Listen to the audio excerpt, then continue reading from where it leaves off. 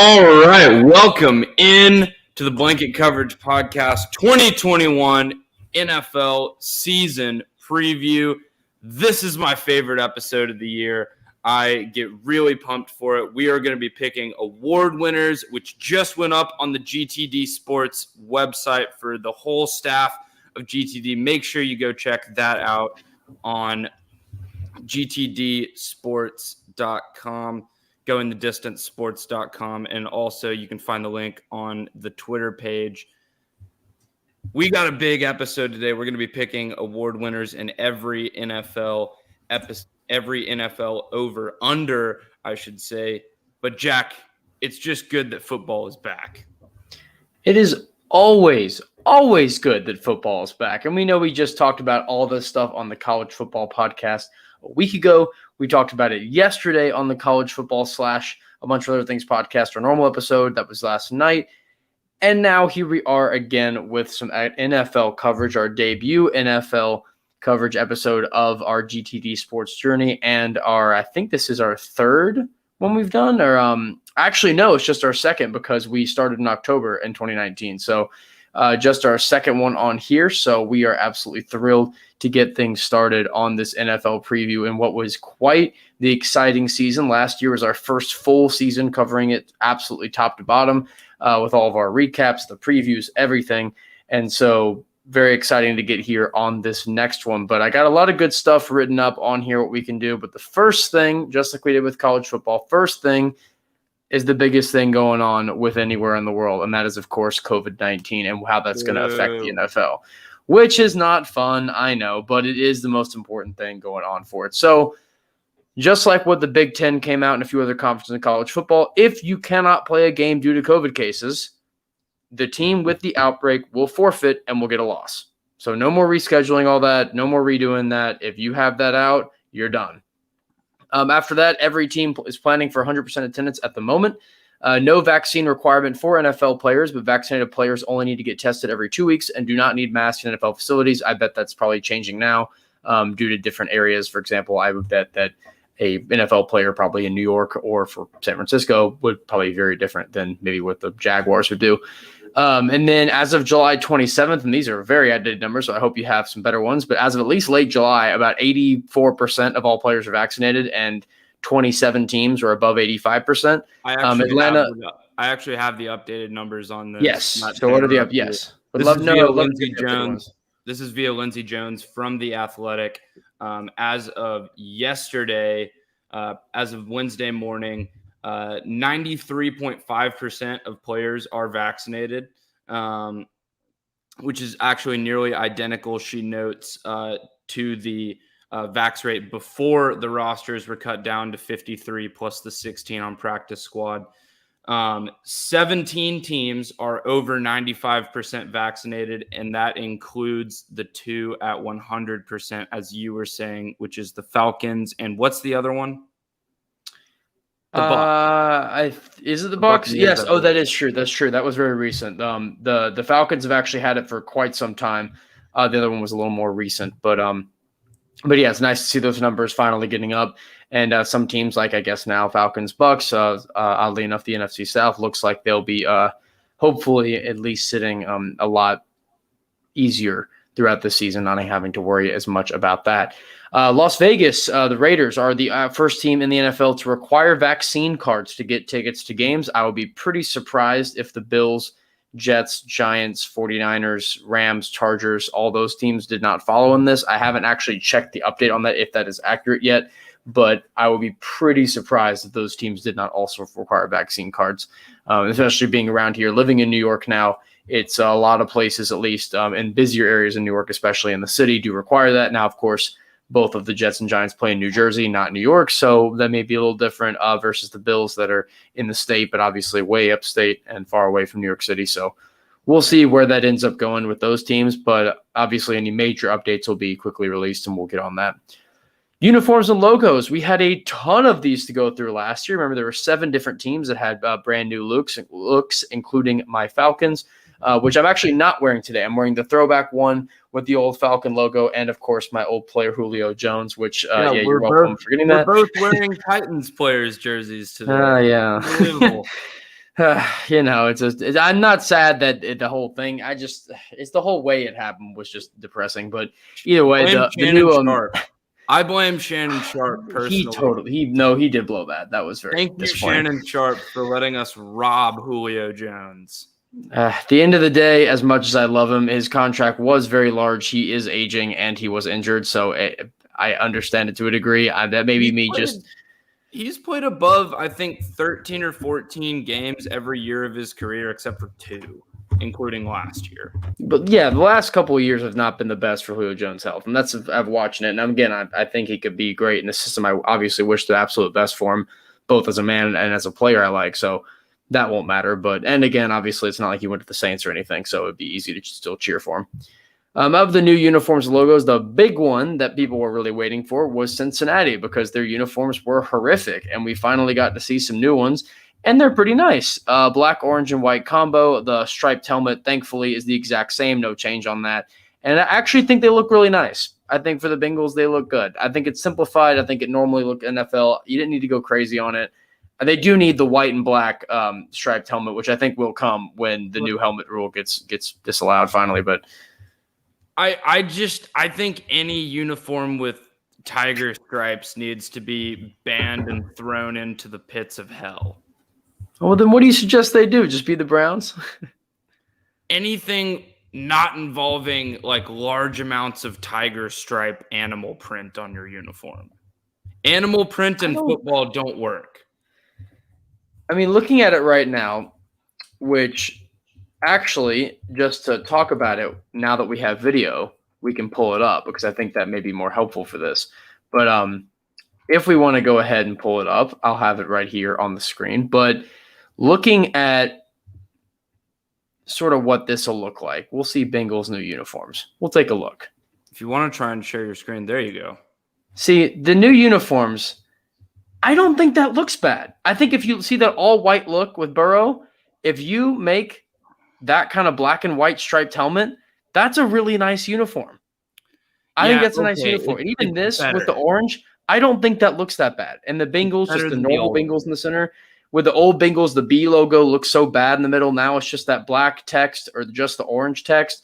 I think that orange and black can be a good color combo, and I think that can work well. So I'm not anti that. I think that could work out. But next up on this list was then San Francisco, which this one I think is that same thing they've been doing really well, but trying to update it a little bit with this sort of block lettering. I think this looks really nice.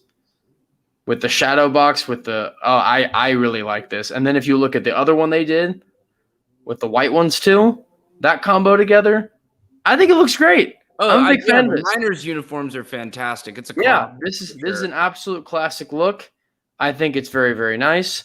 I'm a big fan of it. I think it looks pretty cool. So next up on that list, we have Cleveland, which got the new white 1946 jerseys with the new dark brown numbers and the orange shadow to the left, the inverse way of the 49ers.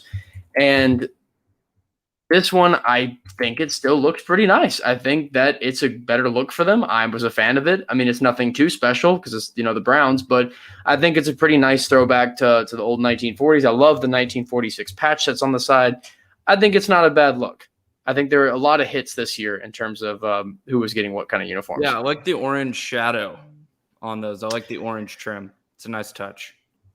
Next up, second to last, we have Green Bay, who got a new throwback jersey, which I only mention this one because it is very uncommon that the Packers get any kind of new uniforms. As we know, they still haven't switched over to the main Nike template that all the other teams use. They still have an old model of jerseys, basically.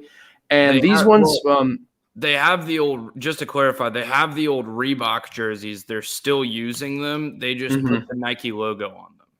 Yeah, it's kind of crazy that they're still, after all these years, doing it. And so this one is an all green with yellow lettering on it, and it looks eerily like Baylor's uniforms, which I'm not obviously a huge fan of, as we are very biased against that. And I'll actually pull up that right here, as you all can see. It's just Baylor's uniforms, and me again being biased with that, I'm not particularly in love with it. But obviously these look very nice and what they normally do. But it's just Maybe I'm just too biased for it, but I like not it. exactly. I think it's a nice touch. I think it's a nice touch for a team that never does anything with their uniform. No, and that's fair. I'm just being anti-Baylor and annoying, so that's my only thing. And then next up and lastly, which this one, thank the Lord they did, the Rams finally got a uniform that isn't just the bone anymore. It's an actual white uniform that looks so much better. And I'm going to pull up a picture right here, and it has the comparison, and look how much better that looks on the far right. So much better. It looks so much better. The bone was so weird. So bad. It looks stupid. And they have this in that uniform. That one on the far right that's what a good Rams Road uniform should look like. So no, I'm a big fan of it. I think that's a great look for them. I'm very happy with that. So I'm all a fan. But that's all the new uniforms, at least with this year. And now we can move on to just go over a little bit of our player retirements. Few big guys retiring here. Some very, very big names in the NFL hanging up their hats. Probably the two biggest names out of all of this are Phillip Rivers, the quarterback, obviously a long time with the Chargers and then a little bit in Indianapolis, and then Drew Brees, a long time rival of the Falcons, of course, with the Saints.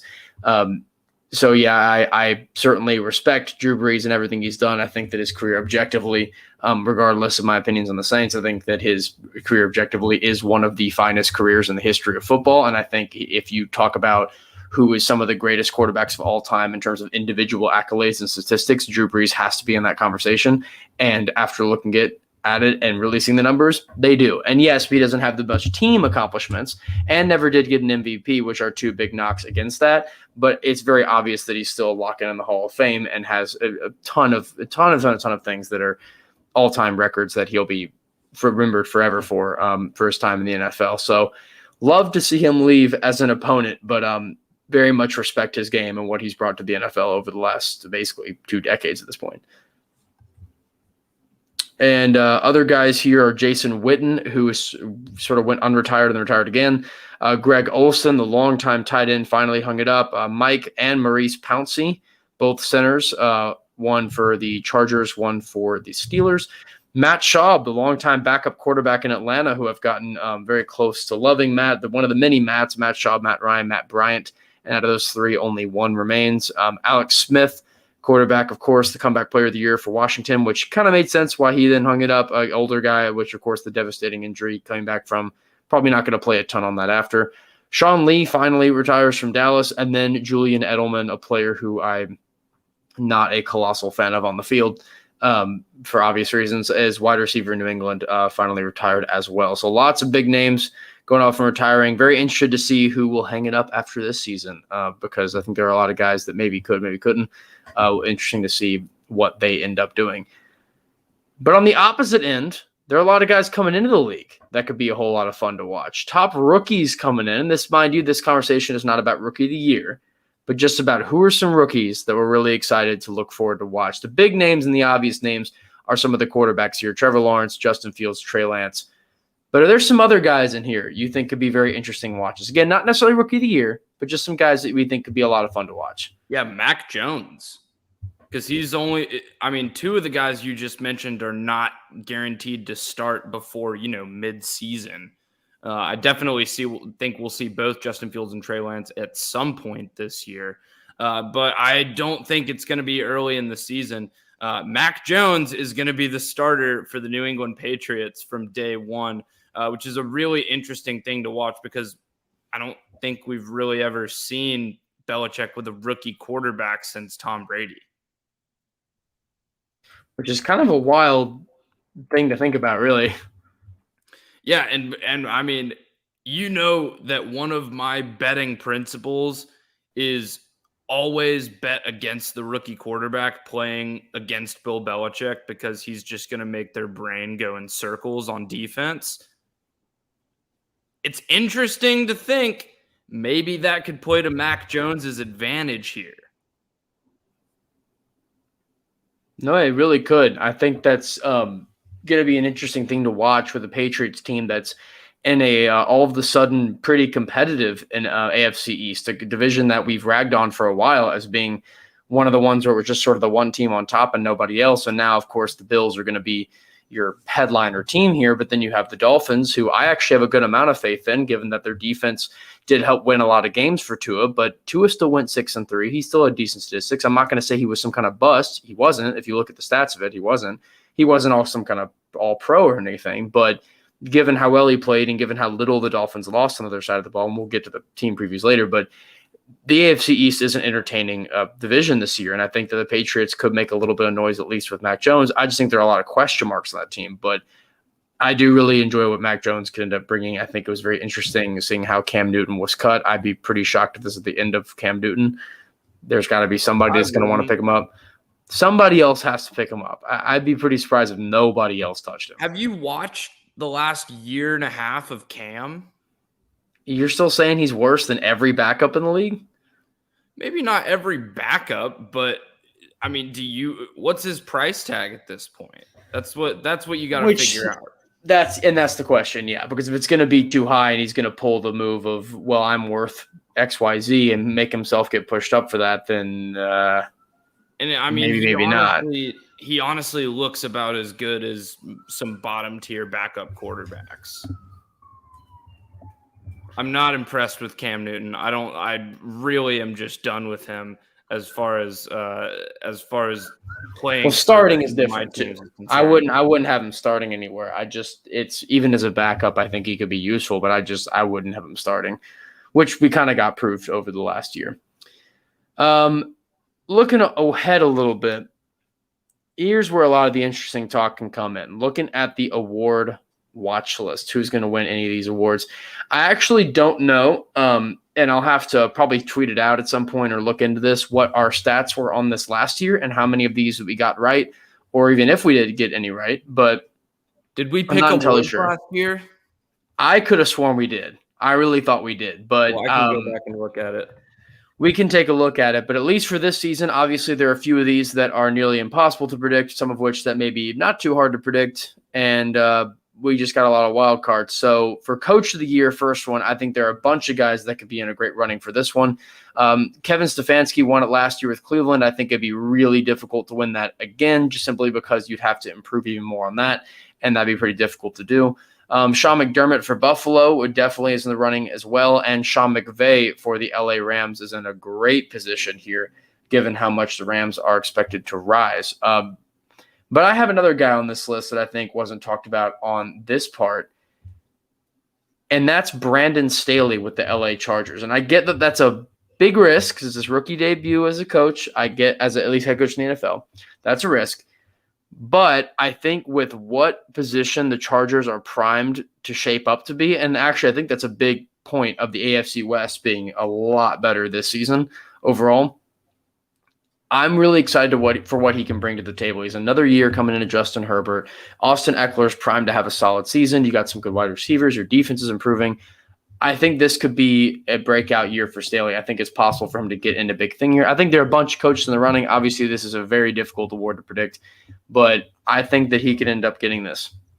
I'm going to go with Vic Fangio.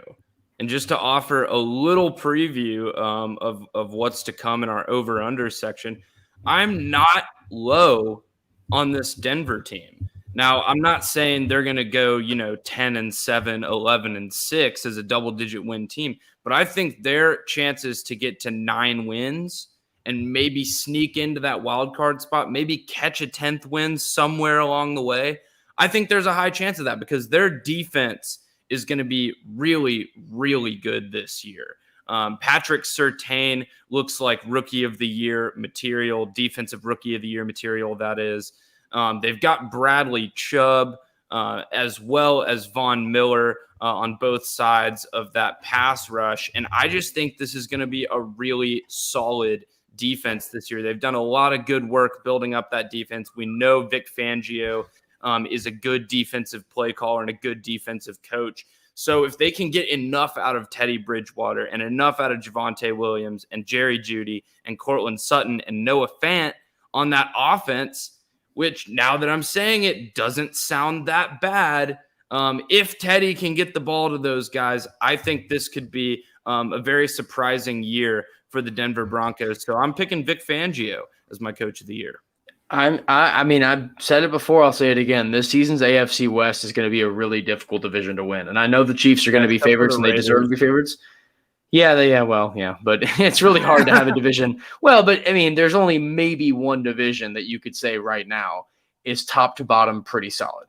If you include everyone, there's maybe one division that I would say you could argue. Yes, and that's the NFC West, of course. Yeah, and I think that the second best in terms of a full top to bottom is probably the AFC West. I think you could argue that because I would think the Raiders are still a better team than the Jets, the Bengals, the Jags. I mean, I would say they're better than them. So they're not too bad. A very high standard.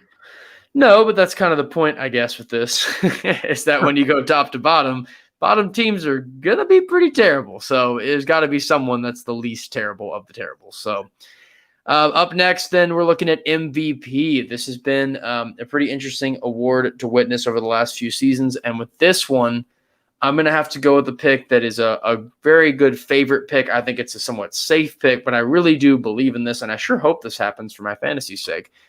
But I'm going to go with Josh Allen here. I think the Bills are primed to have a big breakout year. I think that they are ready to go to get back into Super Bowl contention. They only were a few games away last year. I think they're going to be in a great, great spot for it. And I think Allen has all the tools that he needs to get himself to that level. And I think no matter what, he's going to have a very good season, even if he doesn't win MVP. I'm very confident on him having an MVP caliber season. Whether he wins it or not is, of course, up to what we'll see. But I think he's going to have a huge breakout season, and I can't wait to see it. I almost put Josh Allen on here. I love Josh Allen for this season. I think he's going to pick up right back where he left off last season. But then again, last season still wasn't good enough to actually win the MVP. I think Josh Allen is going to have a Russell Wilson type of career where the MVP just kind of eludes him. But he wins a lot and puts up good stats. But yeah, that's possible. He gets good stats, but the MVP award just kind of eludes him. That's just a random prediction that Breeze I have. too, I guess. I have Dak Prescott winning the award. That's a bold pick. That is a bold pick. But you know what? Through I don't know what the exact stat was, but halfway through the season last year, and mind you, Dak got hurt in week 5. Dak still had more passing yards than half of the teams in the NFL. Oh, no, and as I've said, because, I'm the one I picked up Dak in his rookie season in, the last round of fantasy, and everyone called me crazy, and I still had him, and he ended up blowing up even that season, the year after. I've been a Dak fan since day one, mother being Mississippi State grad. I've watched him in college. Huge Dak guy, even though I'm not a big Cowboys guy, but love Dak. And I have him later in this list of awards, but it's just tough to see this as an MVP season. I get that he has the weapons that he needs to have to get off a big season. I get that he has an offensive line that is able to protect him good enough for him to be able to do what he wants. I get that the defense is actually bad enough where he probably can get the offensive time back that he needs to get big plays, which I guess if you want to make a silver lining out of that, you can. But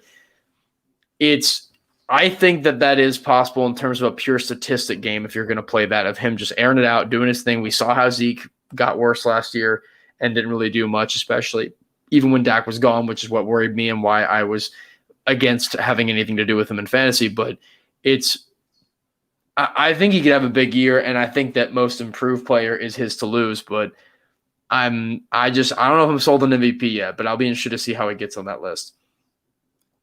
And I'm actually very high on Zeke this year. I love this Cowboys offense this year. This offense is going to be unstoppable. The question is the defense, as always with the Cowboys. And that's fair. And that's true. And that's what's going to see if they're going to get anywhere in the playoffs. Because should this team make the playoffs, they should be in at least contention for it, because we know that the NFC East is – I don't think it'll be as garbage fire as last year, but the Eagles will be as garbage fire as last year. But I think that it should be the best team in this division, I think, could have a winning record. That shouldn't be a shocking take. I don't think it's going to be nearly as bad as last year, but I'm skipping ahead. But I think they'll improve on that end. And yeah, the Cowboys should be in solid place to win this division, but I don't know. I think that could be an interesting thing to watch. Defensive player of the year, Aaron Donald, Myles Garrett, TJ Watt, Bosa brothers, lots of big players on this list for what they could do. But for me, I am tired of doing anything picking against anything not just saying Aaron Donald. So I'm just going to go on that end because this Rams team is going to be far improved. The defense was unreal last year. They're going to be very good again. If he's healthy and ready to go, I don't see who's stopping him. And on the GTD site, I had Jair Alexander because that's what I think of the Packers this year. I think they're going to be really, really solid. We saw Stephon Gilmore end up with Depoy a couple years back. But for the sake of this podcast, I'm going to agree with you and go Aaron Donald because he is the best defensive player in football. And if you want to pick against him, do so at your own risk. Yeah, that's why I'm not bothering. Comeback player of the year, I think we kind of had this one pretty easily picked. Dak Prescott, Saquon Barkley, and Joe Burrow. There are a few other names in this that could be in the running, but I think Dak's got the best odds for it. I think pretty obviously you would agree with that as well. Yeah. Offensive Rookie of the Year.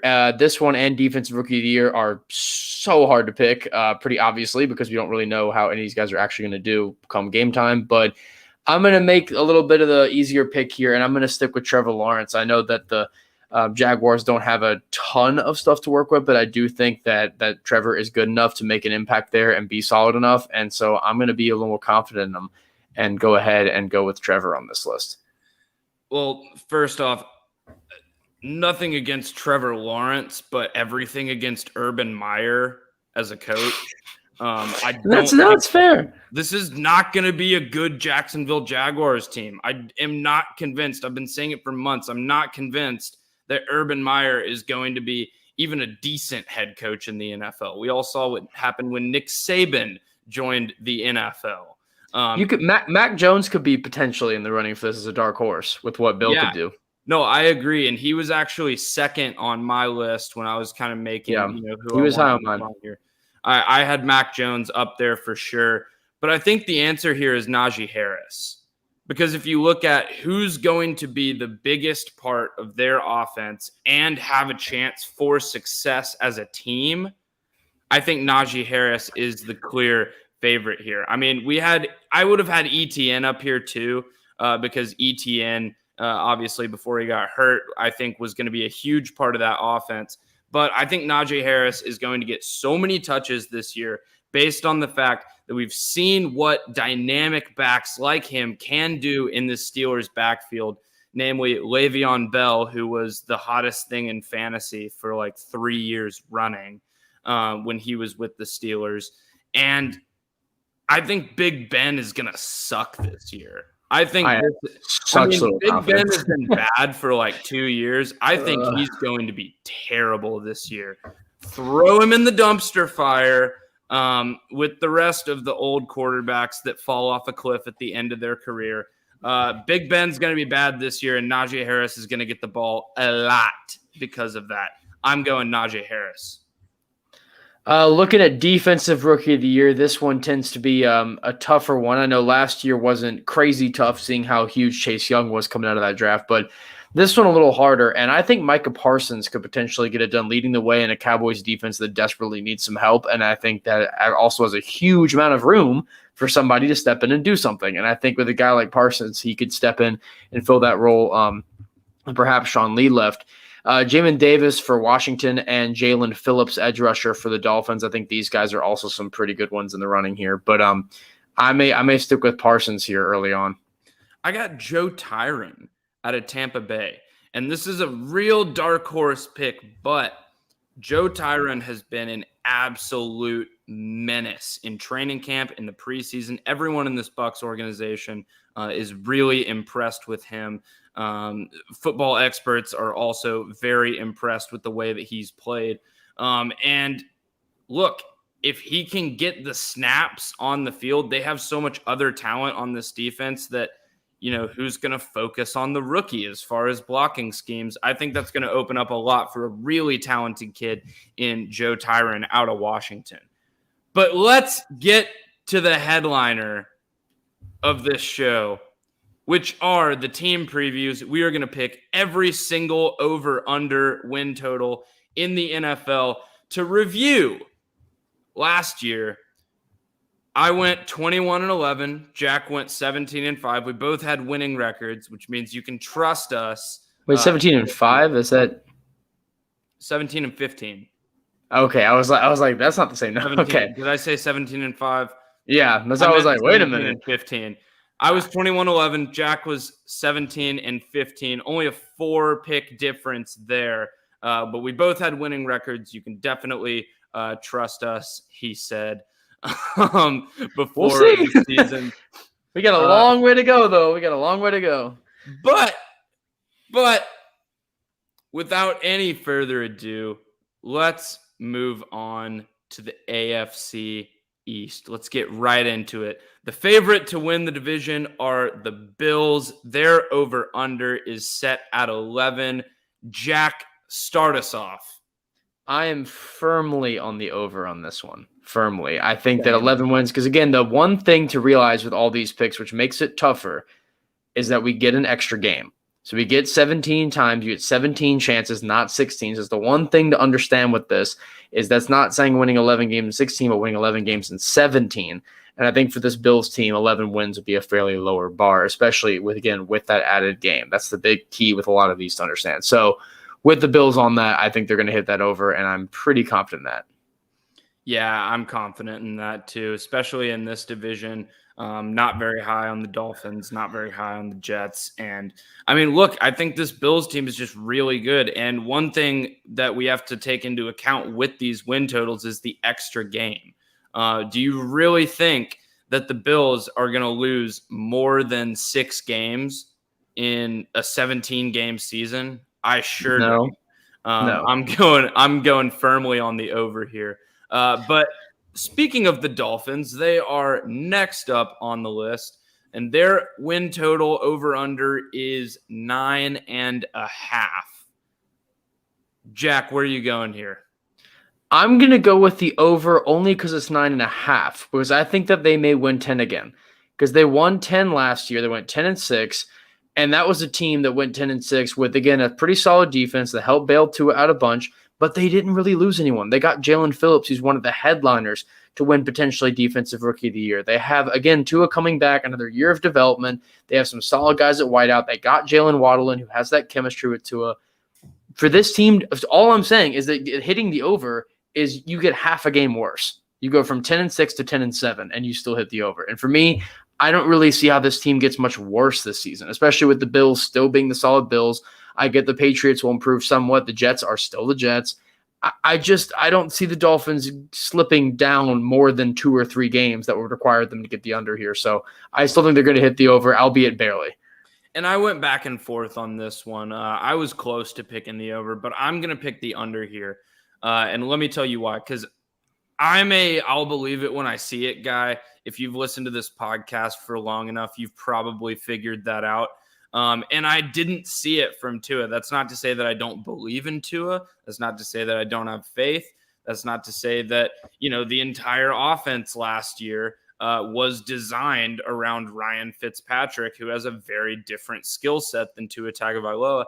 And he said, Tua did, that he was not as familiar with the playbook. So because the playbook is going to be more designed for him, he's had more time to be in it. I believe in him, but this is a principal pick, and I am going under here, albeit barely. I'm calling 9-8 for them, and I think they're going to be right in there with the Patriots. My thing is, in a division, I like to pick, with the exception of a few, I like to pick 2 overs and 2 unders. Now, that is not necessarily grounded in any sort of statistical fact. That's just kind of how I like to parse it out, because that's kind of how I see it more often than not. I'm going to go with the Dolphins under here. I'm just not entirely convinced, and I'll believe it when I see it for Tua. But right now, it would be a shot in the dark for me to go over here. And I kind of did the inverse with the Patriots, where I think they're going to go the 9-8 team. And that's why I had the under, because their line is actually the same. It's also 9.5. So at least to move on to the Patriots, I had that same kind of inkling where, they went 7-9 last year. I think they're going to improve from 7-9 from last year. Getting rid of Cam, adding Mac, I think they're going to improve. Do I think they're going to improve a ton, especially with having to play, again, the Bills? They have difficult teams. No, but I do think they're going to improve. And I think getting 2 more wins on that is a very reasonable improvement in what they can end up doing. They still have to play a pretty good amount of decent opponents on their schedule. Looking ahead at it, they do have to play. I know the AFC South isn't that difficult, but you do still have to play. The Dolphins will be tough games. The Bills will be tough. They have to host the Titans and the Browns, as well as going on the road to the Chargers, host the Cowboys, host the Buccaneers. A lot of home games in there, but also a lot of really difficult home games. So I think they're going to pick up a couple more wins, especially noted because they play the Texans, so they get an extra win there. But it still is a little bit tricky for me to pick this team too high. But yeah, these two teams, I think, frankly, I would not be shocked at all if they were either one of these. These are pretty toss-up picks. Yeah, and I realize this isn't the Brady era anymore, but I'm just high on Belichick as a coach, and I think they went on a big spending spree this summer in free agency. I'm taking the over for this team. I am a believer in Mac Jones in this system, and I think they are going to do the old school thing that the Patriots do better than anyone else, which is run the ball and play defense. The two words you will hear the most out of my mouth on this show: run the ball and play defense, and glide your way to 10 wins in a 17-game season.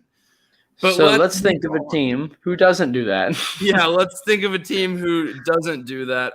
It's going to be the Jets. Their over-under is 6. Zach Wilson coming back. They brought in Corey Davis. But this is still a, quite frankly, god-awful offensive line who is not going to give Zach Wilson time to do what he does best, which is chuck the ball all over the place. I am firmly under 6 wins for the Jets. And I like Robert Saleh as a coach, but this team is just not there yet. But I do think they're on the way to get there. And that's why I still have them under here, but I don't think they're going to be a complete dumpster fire. And they were a dumpster fire last year. And I think it's going to be, that's 2-4. When I say dumpster fire, I'm saying 3 or fewer wins, or a team that was good and then dropped down to basically 5 or fewer. And given the Jets can't really drop much further, and they're not going to go winless, or they're not going to win 1 or 2 games, I don't see that as being possible. But even looking at their schedule games, I know schedules are big for this, but they still have some tough games in here that I don't think they'll win. At the Broncos, Titans, but you still have some that are a little easier. You have the Bengals at home. You have the Texans on the road. You have a little bit of games so that may be able to work around. You have the Jaguars at home too. And if you win those 3 games that are against teams that are still pretty bad, that's still improving from last year. So yeah, I think that they can still improve from last year. I still think this team is definitely better than the Texans and arguably around the Jaguars, even Bengals level. But those are 3 games against 3 terrible teams. So if you're the Jets and you can't nab a little bit of some of those, then I'd be pretty sad. But I think at least with a few of the changes they could have in here, they could do a little bit better than 2 wins.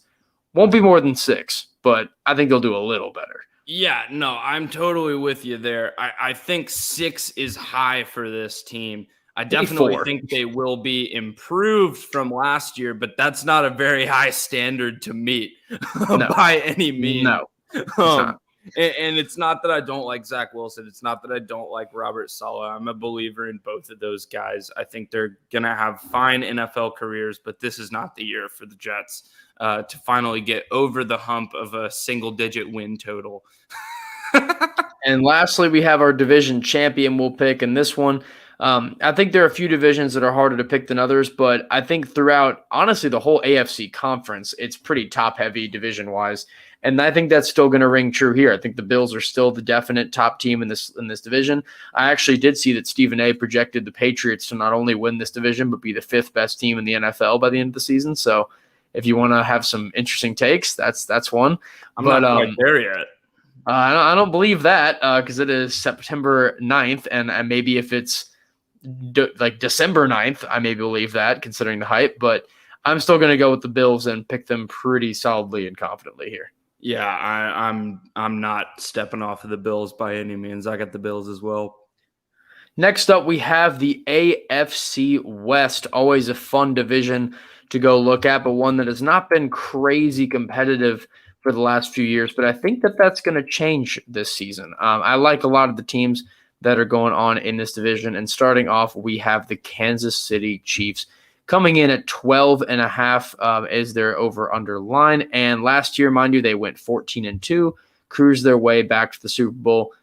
But they got some tough games in here, which is why I may be a little bit wavering on my on my over pick, and I might actually change that to under with 12 wins, only because they have to host the Browns, go to the Ravens, host the Bills, go to Washington, go to Tennessee, host the Packers, host the Cowboys, and host the Steelers. And those are all teams with potential to beat them. And there's still a lot of teams in there that I'm not a super – but, I mean, and then the Chargers games aren't easy wins anymore. The Broncos games aren't easy wins anymore. So now the Bengals on the road will be. I think the Raiders will be. There are a few in the year, like the Giants. I mean, they got a few, and the Eagles too, that aren't particularly that difficult. But that's a lot of games for them to run away with. And I don't know if they're going to have that. Now, the one key with this is they do basically have the same team coming back again. They have a lot of guys come back. A lot of this team is still intact. The offensive line was reworked and fixed a lot from last season, which is a big thing, even though there are a lot of guys who haven't had a ton of snap experience on that, which is a problem. But this is a team I could easily see winning 12 or 13 games. It's hard for me to see them coming back crazy from that. But, yeah, I may switch to the under on here.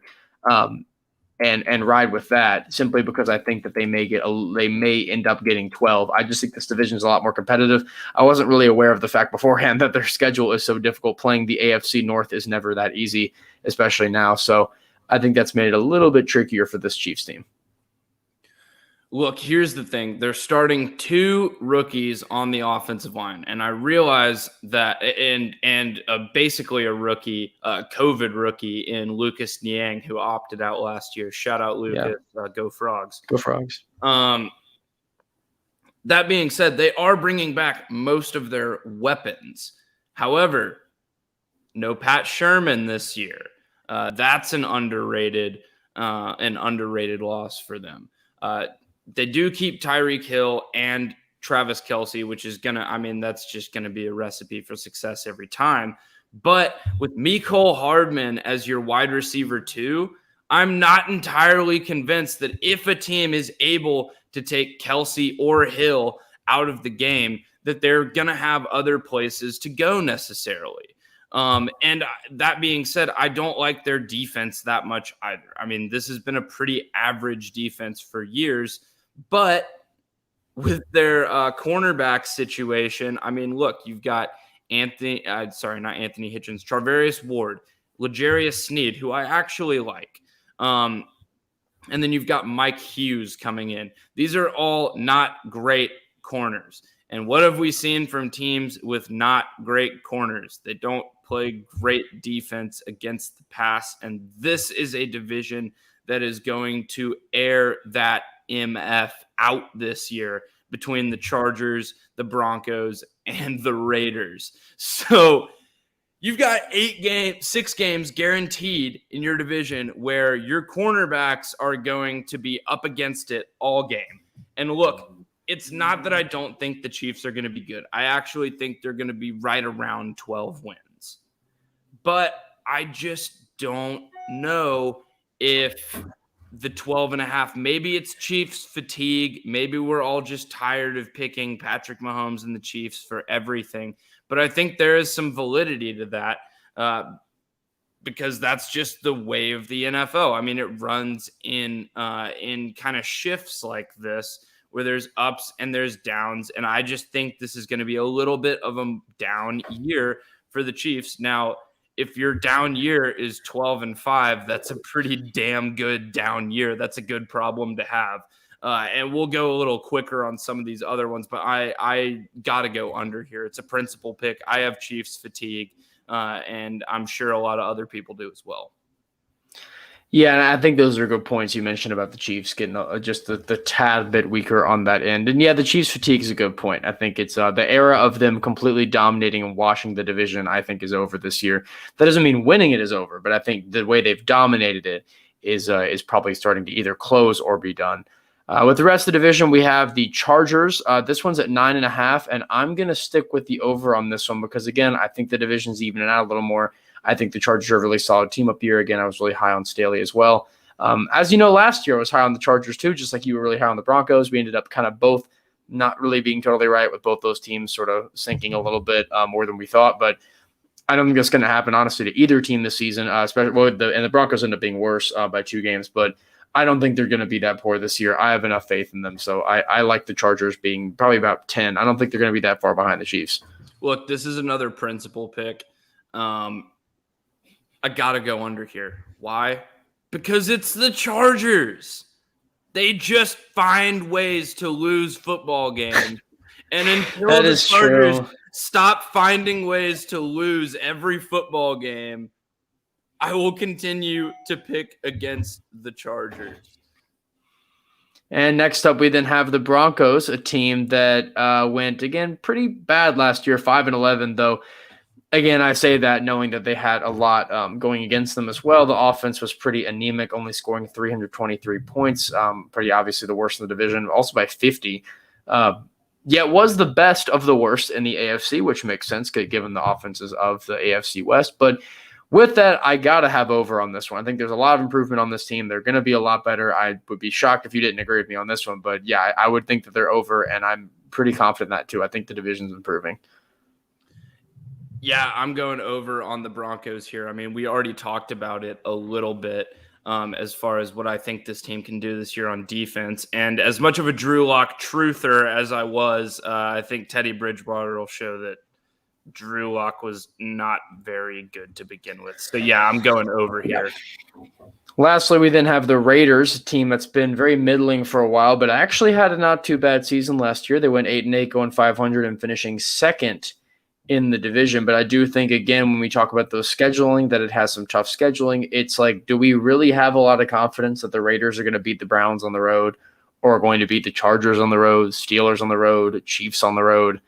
No, I don't. And I think 7, it is worse than last year. I think they'll hit the under on that. I don't think they're going to be terrible, but I do think the Raiders should be the worst team in this division. God, this roster is an absolute mess. They completely screwed their offensive line. They've completely screwed Derek Carr in the process of screwing their offensive line. And I mean, this defense is just kind of an assortment of weird, sort of okay players, with the exception of Max Crosby and, of course, Casey Hayward, who I'm actually a big fan of. And shout out to our guy Trayvon Merrick for being on the Raiders as well. But no, I think this is a slow downhill decline for the remainder of John Gruden's contract. I don't think he believes in Derek Carr. I think he's stuck with Derek Carr because of the salary cap situation and the contract that he signed before Gruden became the head coach. So I'm out on the Raiders. I'm going to continue to pick the under until they prove otherwise. And lastly, we're then get to our pick for the winner of the division. And I think we both got this one with a good amount of confidence. The division, again, is rising, but we're still a little bit away from this team not blowing it yet. I got the Chiefs, and I'm pretty sure you do too. Yeah.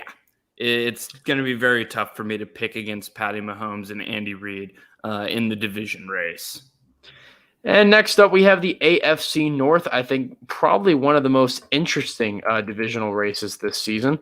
And with this one, I'm very excited to see how it turns out. Now, the Ravens are the top team in over-under. I don't actually have a massive amount of confidence in where this team will go. And that's, again, losing my a faith in what Lamar Jackson has to bring at least playoff time. But we're not talking about playoff time yet. Regular season, at least. And the Ravens, their over-under is 11. They finished at 11 last season, going 11-5, finishing behind the Steelers, who had their crazy 11-0 start against a very bad schedule, and then a very poor finish against a good schedule. So North was weird last year, but I just don't really know if I see the Ravens getting over 11 wins. I think that's tough to do. I do think their schedule is going to be a trickier one. They do have to play the Rams in here. They have to play the Packers. Now, both those games are hosted, which helps, but it's a tricky schedule. They have to go to Mile High in October. I don't know. I'm not crazy confident about this Ravens team. I'm not either. And we've talked about fatigue with Patrick Mahomes. I'm getting a little bit of Lamar Jackson fatigue. I've seen it too many times. And I think this defense got worse over the offseason. Losing Matt Judon, I think, is going to be a way bigger deal than people are making it out to be.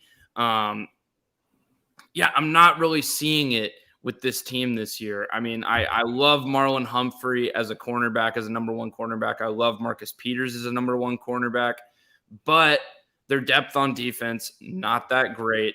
They're a little bit thin along the defensive line, which used to be the strength of this team. They are bringing in Justin Houston, but I think Justin Houston, I mean, he's obviously at the end of his career. Let me read you this wide receiver depth chart right quick. Sammy Watkins, Hollywood Brown. We don't see Rashad Bateman on here because he has been hurt.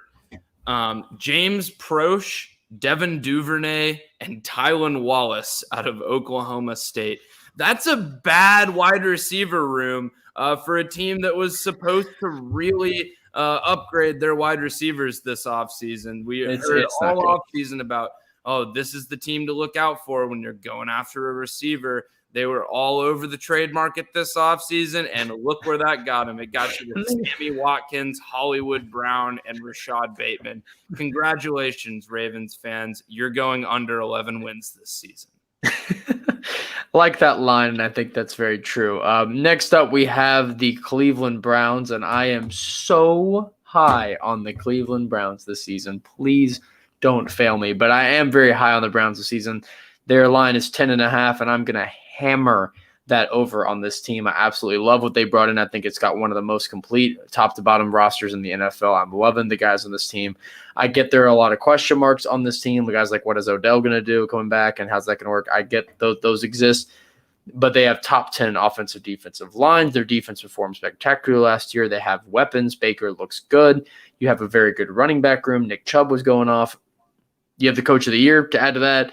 There's so much to like on this team, and I have them pretty solidly over 10.5. Even looking at their schedule again, we know the Chiefs is going to be hard, but then you have back-to-back home against the Texans and Bears, which should be easier. I mean, there are a good chunk of games here that are iffy how hard they are, but you also have the Raiders at home, host the Lions, go to the Bengals, and even actually hosting the Bengals the last game of the year, which is a pretty forgiving last game of the year. You do have to go to the Packers on Christmas Day, which that's going to be tough, but I like this Browns team a lot. I think they'll be very solid. I think they're going to be one of the best teams out of the AFC going into the playoffs. I agree with you there. I think the secondary was the weakness of the team last year, and that has been improved. This was the best offensive line in the NFL last year, bringing everyone back from that team. They're deep on the offensive line. They're deep at the running back position with Nick Chubb and Kareem Hunt. They are deep on the D line, and now they are really, really deep on the in the secondary with Denzel Ward, Greedy Williams, and then drafting Greg Newsome, who I really like coming out of Northwestern, and then getting Richard LeCount out of Georgia, who's an absolute thumper to play behind John Johnson, who they got in free agency, who was one of PFF's top-rated free safeties last year. This is going to be a really good team, and I'm going over. Second year for Baker Mayfield in the Kevin Stefanski system. I am a believer. I'm going over on the Browns. Now, this next team I've been a little conflicted about. I'm actually looking at their schedule now again to sort of see how I'm feeling. But the next one up is the Pittsburgh Steelers, a team that I think will finish beneath both the Ravens and the Browns. Now, their line is 8.5, but they finished with 12 wins last year, so quite the drop-off, at least projected for this team, which I do think they are going to drop off. I think they are going to get worse. But the question is, how much worse? And I'll have you go first, actually, on this one. How much worse? I can't tell you exactly how much worse, but it's going to be bad. They've completely revamped this offensive line for the rotting corpse of statue Big Ben to stand behind this season. And I think Big Ben is going to look exactly like that, a rotting corpse of what we formerly knew as Ben Roethlisberger. They're not going to be able to get the ball downfield with this offensive line. I think Najee Harris is going to get the ball a lot, but I don't think that's going to get you above 8.5 wins. I am solidly on the under here. I know picking Mike Tomlin to have a losing record has been a very fleeting notion in the past because Mike Tomlin has never had a losing record in the NFL. Would like to bring that point up again. But there's a first time for everything, and with Big Ben on his last leg, not his last legs, his last leg, because I think he only has one working leg. He's been hurt so much in his career, and he's definitely going to get hurt behind this offensive line this year. Not wishing that on him, but it's going to happen. Yeah, I am all the way on the Steelers under this year. And I'm actually going to switch to the under because I've been going through while you're talking and going through their whole schedule. And if you look at their schedule overall, you have Raiders, Bengals, at Packers, Broncos, Seahawks, at Browns, Bears, Lions, at Chargers, at Bengals, Ravens, at Vikings, Titans, at Chiefs, Browns, at Ravens. They could lose all of their last 5 games, even 6. With Ravens, Vikings, Titans, Chiefs, Browns, Ravens, it is very possible that they could lose the grand majority of those last few games. And again, with these issues this team has, I think worst case, this team goes 6-11. And I think that is very possible. Again, the 6 games, you still do have to play the Bengals. You have the Lions, Bears. I mean, there's some games on here. I don't think they'll be that bad to blow off, but I think the floor is 6-11. And I do think that probably around 8 wins seems accurate to me. I think they'll end up winning 8, but 8-9 still a losing record. And I think that still is possible to get. I hate betting against the Steelers to that degree. I know that is very tough to bet against Tomlin, but I think they may end up at 8, and I think I'm going to stick with that under. And last up on the division is the Cincinnati Bengals, 6.5. And no. No. You bungled the first-round pick. You absolutely bungled the first-round pick. You got your quarterback hurt last year. You didn't fix the offensive line whatsoever. It's going to be another god-awful year for the Bengals. Sorry, it's Ryan. A bungle. It's a bungle in the jungle for Cincinnati. Bungle in the jungle. It's a bungle in the jungle. Oh man. Oh, what a bungle from the Bengals, right? It's we're gonna that's gonna be the nickname for this episode. Cincinnati Bungle, but Cincinnati Bungles. Very unfortunate for them. That's gonna be the under pretty obviously. And then champion of the division, I'm still sticking with the Browns. I'm high on the Browns. We both agree that the Steelers are going to fall off. Obviously, the Bengals will not be in contention for this. And then I think the Ravens may have a slight shot, but I just don't trust them to be better than the Browns. So I got Cleveland. They're the only team I went over in the division. So clearly the Browns here. They're the most talented. They're the best coached. And next up, we do have the AFC South, our final team in this division. And this one, I don't think we're going to spend a ton of time on this division, frankly, because I think a lot of it's kind of said and done. But the first team here, the team that I think is, I think is the most obvious team to win this, any division in the AFC, maybe except for the Bills, but Titans up first. Their line is at 9. That's 2 games under what they performed last year. So I am pretty confident about hitting the over. I'm actually kind of surprised that it dropped 2 games down just to 9, considering how the Titans played. I get that they did have to skate their way into winning the division. Thank you, Samuel Sloman. But it is a little – I'm surprised it's that low. I think that 11 wins should be a pretty solid bar. Again, given the extra game, I think 12 games, you could win that many, maybe even 13. I'm looking at the schedule now, and I think that there are a lot of winnable games on this roster. Or on the schedule. You have Cardinals at Seahawks, Colts. You have to play the Jets and the Jags. Colts twice helps. Saints helps. Texans helps. There are a lot of winnable games here. And you close the season at the Texans, which is always a good thing. First and foremost, I would like to point you to the name on the back of my jersey. If you can see that right now. Yeah, don't forget. Do not forget about the King, who is still in this division. All hail. Look, this is a homer pick. I'm going way over. And by way over, I mean this is an 11-win team. In this division, I don't know why. Last year. No, you'll be better than 11. You were 11-win last year. They'll be better. The Titans are going to be better, significantly better than every team in this division by far. That's what I'm saying. You should get 6 wins. If you're competent, you should get 6 wins automatically. Single score losses are a big hit among NFL media. They love to say, "Oh, well, last year, some of those games don't go the Titans' way, this and that." Well, the Titans managed to outscore 11 teams on their schedule by having the most efficient offense in the NFL, and then they added Julio Jones. What about the defense? That's the question, because this team What still about did the allow defense? 439 points. So I'm that's glad you that's the asked, question. Jack. That's I'm the glad you question. asked, Jack. It's completely retooled. We completely retooled the defensive line, which There was you go. 31st in pass rush rate or in pressure rate last year. We get Jayon Brown back, who was hurt for most of the year last year. We get Rashaan Evans back, who had a bad year last year, but I think can be successful. Mike Vrabel is not calling the plays anymore, thank God, because he's never been a good defensive play caller in his entire career.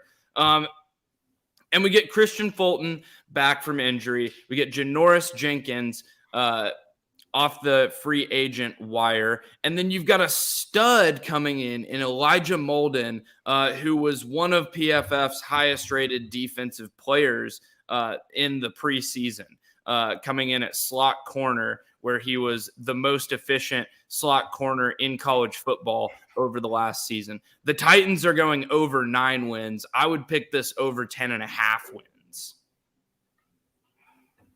I think that could be a pretty good one here. Looking at, again, strength of schedule is big. I think that they got a good way in here. I'm liking what they have. They have tied for the 13th hardest schedule in the league, which is not too bad. Not the easiest, but not too bad. Well, they're in the also, AFC on a side South. note, yes, and on a side note, too, I didn't mention this earlier, but the Steelers actually have the hardest schedule in the entire league, according to a CBS poll here. And the Ravens, second hardest. So, again, it's that. And again, having to play each other hurts that. But, yeah, it's pretty tough. So, having to play the Browns twice. That's true. Moving up on next, we have the Indianapolis Colts, a team that I know you just absolutely love. The Colts do have tied for the 23rd hardest schedule in the league, which is very helpful for them, but it is the Colts. So for this team, they went 11 wins last year. I can't imagine them doing much better than that. And considering who they have to play this season, I'm pretty surprised that it is only that low. They do have to play the AFC East, which may help a little bit, but going at the Bills in November certainly doesn't help. But I don't know. I had even on this team, and I may be shifting it to under only because, again, the scheduling tends to change how these teams are. But I think I'm going to hit the under on this only because I think they may win about 7 games with this schedule. I still think they won't be awful. There still will be 2 worse teams, one at the absolute least. So I do think that'll be a little tricky. They do have to play the Buccaneers, the only team from the NFC South, which is very unfortunate for Indy. But I may go under with this, but a slight under. I don't think they're going to be that much worse than 9 wins. Yeah, I mean, well, look, Frank Reich, I do think is a good head coach. I do think they have a good defense. Just signed Darius Leonard to a massive contract. They've got a workable secondary, and their front 7 is pretty damn good as far as the NFL goes. However, look at the other side of the ball, where Jonathan Taylor is the most overrated player in fantasy this year, and I will stand by that statement until the day I die because Frank Reich I won't fight you on it. Frank Reich will use 8 running backs in a given game and not give a damn about your fantasy team.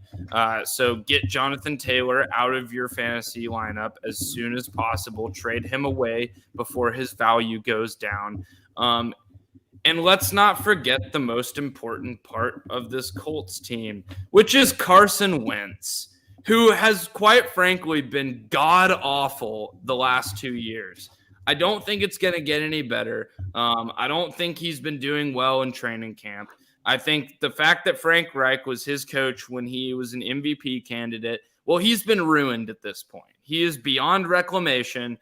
He's going to throw double-digit interceptions this year. He's probably good for an interception a game. And the Colts are not going to win 9 games this year. And I thought 9 – I was actually with you there. I think 9 is like the perfect number for this team because 9 and 8 with a good defense and, it's a classic Colts season. They always go like 500. Yeah, a quarterback with a pulse and a good defense can win 9 games in the AFC South this year. But I don't think the Colts get there. I think they end up at 8 and 9, and I think this is the biggest dumpster fire division in the NFL. The last thing about the Colts before we move on, the one thing I wanted to mention you is their September and October will decide their season. Because in that September, October, the first almost half the season is Seahawks, Rams, at the Titans, at the Dolphins, at the Ravens, Texans, which shouldn't be hard, at the 49ers, Titans. That's a gauntlet of a schedule to start. So if the Colts can make it out of that, okay, they'll win probably 9 games or more. But if they go at it, and they could lose a lot of games in that stretch. So the big key is that's that first half bit. If you can get out of that doing well, you should be a lot better. But that's obviously something we'll have to see and wait for. Next one up is the Jaguars. Oh, the Jaguars. This is a team that's been painful to watch ever since they totally blew the 2018 playoffs and should have gone to the Super Bowl. It's been pretty rough going since. This team went 1-15 last year. Frankly, I do not think they're going to go 1-16 this season. Don't think they'll be that bad because they get to play the Texans twice. Along with that, they also play the Bengals on the road, which will be an actual sort of competitive trash bowl, if you will, and the Jets on the road, another sort of trash bowl. So that's potentially 4 wins, which is a lot better than 1 win. But is it better than their line of 6.5? No. So I don't think they're going to hit that. Look, I don't think that the Jaguars are a complete and total waste of space on a football field. This team is not that bad this year, and they are a nice little sleeper pick to win like 8 games if Trevor Lawrence can beat Andrew Luck. And we love to see James Robinson having a great year in fantasy. Pick him up if you haven't. We do love to see that.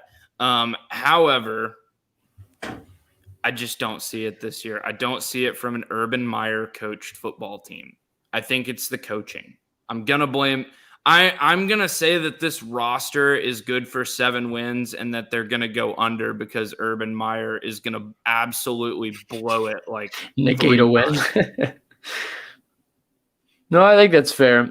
When you said what teams would not be a total and complete dumpster fire and terrible, you're right. The Jaguars are not that. But do you know what team does fit that mold? Oh, boy, my favorite. My favorite team in the entire NFL. The Houston Texans come into this season with one of the most mismanaged, fallen apart, and decrepit rosters we've seen in quite a while. O'Brien. Shout out Bill O'Brien. O'Brien, it's still impressive to me. It's not even it is impressive to me how badly he left this team and how the team is still suffering from it. And how even their marquee player, the one person that could save this team from complete and utter destruction, Deshaun Watson, is still entrapped in that whole insanity of everything with all the accusations that have gone on. How all of that's still been very murky. A lot of people have come out. It's been a whole deal. Obviously, nothing has been convicted yet. Nothing has been not convicted yet. It's been very much a gray area question mark. But no matter what it is, it's a bad situation. It's not good to be in. And he pretty much is the one person on their roster that's redeemable. And that may not be true in the next few months. We'll wait and see. But this team is honestly depressing to look at. There's nothing redeemable at this team I can see so far. They have a difficult schedule even without being bad. It's a hard schedule. It's not the hardest in the league. In fact, it's tied for 15th, so it's not that crazy hard, but it still is top half difficult. I mean, you still have to play the Rams. You have to go to the Bills. You have the Patriots. You have to travel to the Browns. There's some hard games on here. Also go to the 49ers, which God bless their souls. This is going to be a team that's going to be sad to watch. Their weekend of Thanksgiving game is against the Jets. So if you want to see some horrible football, tune in to the Houston Texans hosting the New York Jets. Zach Wilson's breakout game. Zach Wilson could have 400 yards and 5 touchdowns in that game. And so I might even pick him up just for that week. Months from now, I may even pick him up. Everyone could have 400 yards and 5 touchdowns against the Houston Texans. And for those who have not followed us for very long, there is a recurring segment, and I'm very, very sad that Bill O'Brien is out of the league because I am Bill O'Brien's number one fan. And if it were up to me, Bill O'Brien would have a lifetime contract with the Texans to be both the general manager and the head coach. and they would lose in the first round of the playoffs every year and gradually turn into a laughingstock when Bill O'Brien makes the dumbest trades known to man, like trading DeAndre Hopkins for a second-round pick. It's still mind-blowing. It is still mind-blowing. The ghost of Bill O'Brien is still around on this team, and they will continue to fail miserably. Oh, you love Line here is 4. Line here is 4 games over under, and I am confidently hitting the under, even though 4 games is a very low bar.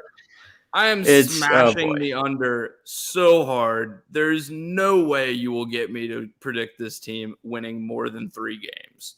They have an extra game, and they still may go winless. Like we all get the 17th game, and they still may go winless. Now, I don't know if that's going to happen. Obviously, it is remarkably difficult to go winless, as some teams accidentally lose somehow. It's hard to go winless. We've seen that before. Even the Jaguars somehow didn't go winless. The Jets a few years ago had that game against the Rams that, okay, you win that out of nowhere. So it's very difficult to go winless, but this team's got a pretty darn good shot to get there easily the best of anyone this season. The champion of this division, I think, is pretty clear, at least right now, should be the Titans. I think we'd agree on that too. Not too shocking on this end. And now we move on to the NFC, where we start with our favorite division from last year, at least in terms of entertainment value, though I think that may be starting to turn a little bit towards the unironic entertainment, and a little bit, not a lot. And that's the NFC East, a division that was by far the worst division in football last year. I mean, not even close. To the point where I boycotted it. I boycotted the NFC. You did, actually, yeah. You did. That is true. I would not watch a single NFC East game. I wouldn't comment on the NFC East. I was firmly boycotting the NFC East last year. What a god-awful division.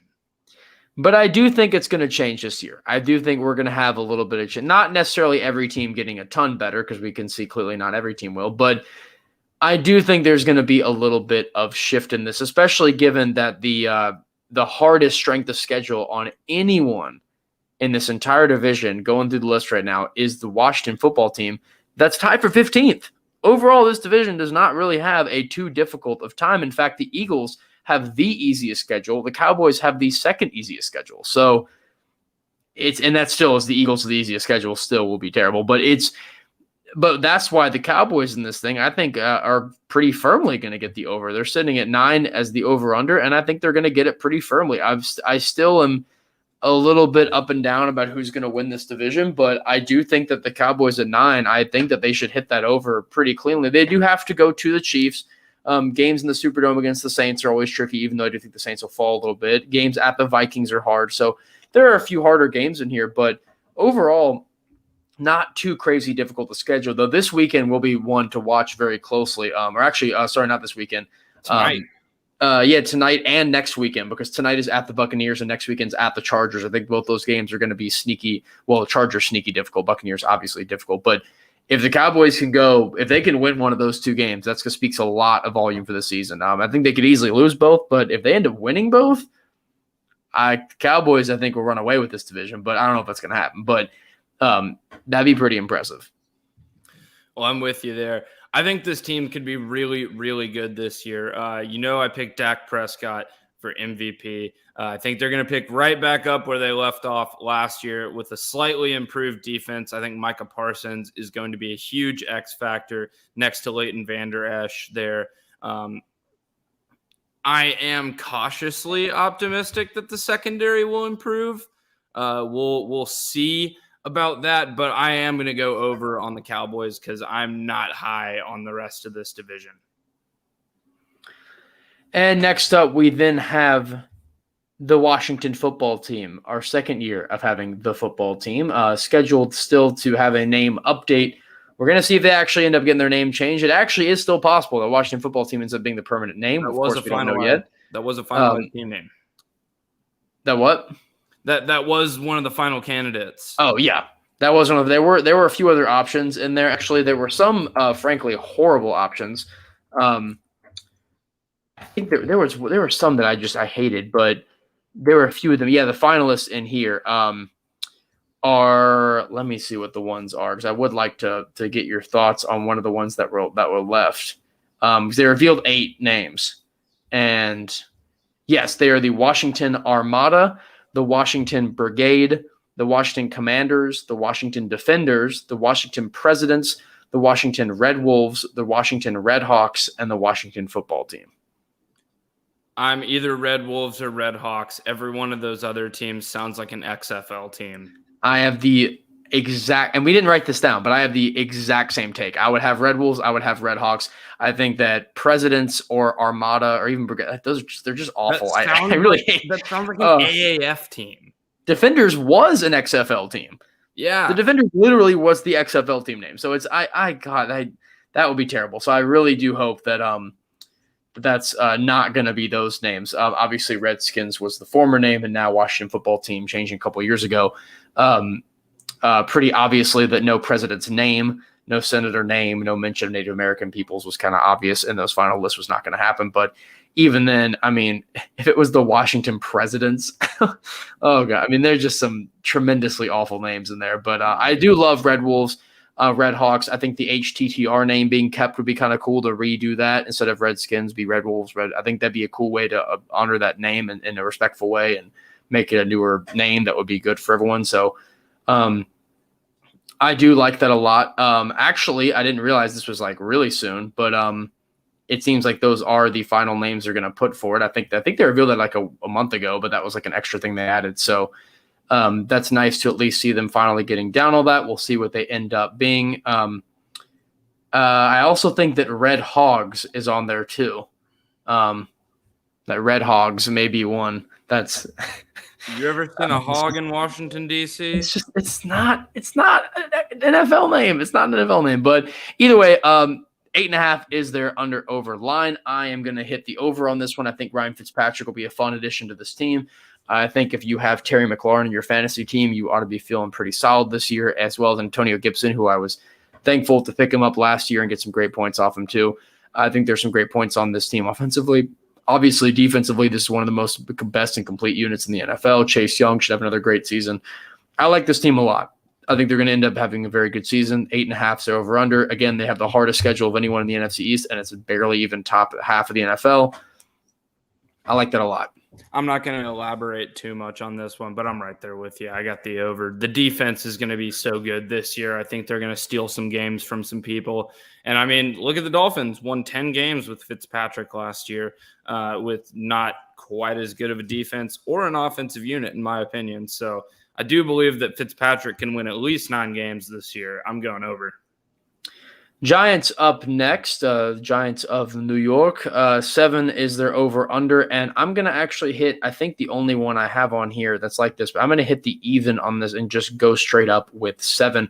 And the reason why I'm going to push that is because the Giants went 6-10 last year, and again, you get the extra game, and I do think they're good enough to win half a game more, going 7-10 versus 6-10. I think that's very possible. I think this team still has some decent parts of it. I think their schedule is not that difficult. I think that's going to work together and make this team at least halfway decent. I don't think they're going to be that awful. They also have the Eagles in the division to help them out on that end too.